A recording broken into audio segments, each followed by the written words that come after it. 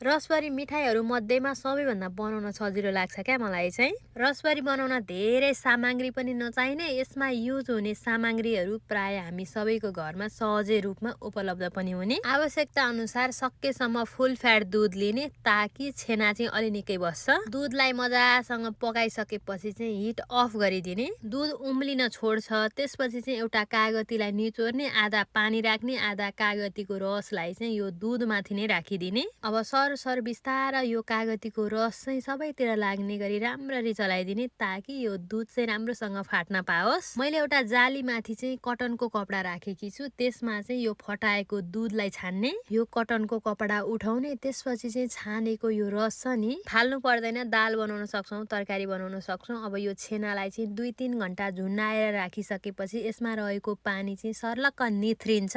अब यो छेना फुटाएर हेर्दा चाहिँ च्याक च्याक भयो भने चाहिँ एकदमै पर्फेक्ट बनेको छ भनेर बुझ्नु भयो हुन्छ। अब यो छेनालाई हत्केलाको सहायताले सफा ठाउँमा राखेर जति सक्दो राम्रोसँग माड्नु पर्ने हुन्छ।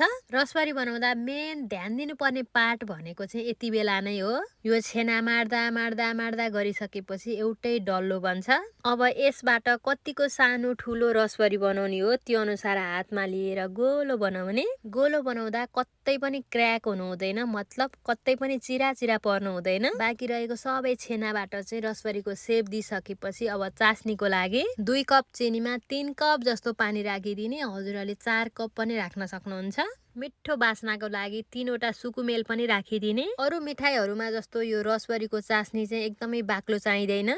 अब यसलाई चलाइ राम्रोसँग उमाल्ने। यसैमा हामीले रसबरी पकाउनु पर्ने हुन्छ, त्यसैले गर्दा अलि निकै पानी राख्दा पनि खासै फरक पर्दैन। चास्नी राम्रोसँग उम्लिन सुरु भइसकेपछि भर्खरै हामीले रेडी गरेको रसबरीलाई यसैमा राखेर यसलाई एकैछिन यत्तिकै उम्लिन छोडिदिने। छुनु हुँदैन, किनभने यो एकदमै धेरै कमलो हुन्छ, छुने बित्तिकै चिरा चिरा पर्न सक्छ। त्यसैले गर्दा मैले पकाउन राखेको एकैछिन पछि चाहिँ बिस्तार छेउबाट अर्को साइड फर्काइदिन्छु। अब छोपेर मिडियम हिटमा 10 मिनट जस्तो पाक्नको लागि छोडिदिने। 10 मिनट पछि हेर्नुहोस् त यो रसबरी चाहिँ फुलेर ठ्याक्कै डबल साइजमा आइसकेको छ। यो कभर खोलेर यसलाई चाहिँ म अझै एकैछिन चलाइ पकाउँदैछु। ल हेर्नुहोस् त यो रसबरी चाहिँ एउटा पनि फुटेको छैन। यति बेलासम्मको प्रोसेसमा चाहिँ यो रसबरी एकदमै राम्रो बनिसकेको छ। मैले हिट अफ गरेर बाहिर निकालेँ। जब यो बाफहरू चाहिँ सेलाइसकेपछि यसलाई छोपेर म चाहिँ मात्र 1 घण्टाको लागि छोडिदिन्छु। हजुरहरूले रातभरिको लागि छोड्न पनि सक्नुहुन्छ। ल हेर्नुहोस् त